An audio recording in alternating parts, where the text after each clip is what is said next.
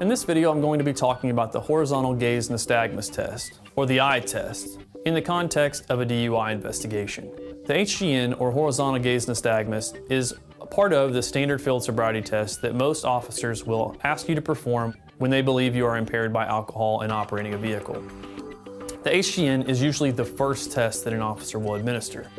What the officer is looking for during the performance of the HGN test are clues of impairment. What the officer is looking for physically are twitches of the eye at varying different degrees whenever you're observing a stimulus in front of you. What the officer is going to do before he administers the HGN test is he's going to do the medical rule-outs. That's going to involve two things. First, the officer is going to check for resting nystagmus.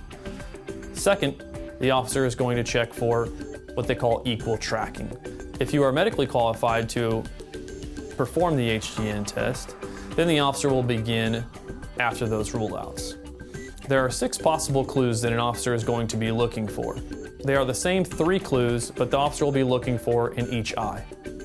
The first is lack of smooth pursuit. The second is distinct and sustained nystagmus at maximum deviation. And the third is onset of nystagmus past 45 degrees. Like all other facets of the DUI investigation, it's susceptible to officer interpretation and mistakes.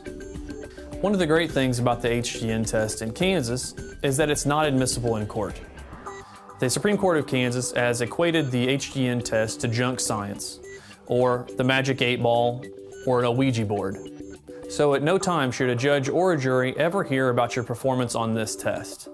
If you've been charged with a DUI in Kansas, you need to have a competent criminal defense lawyer review your case and help guide you throughout the process.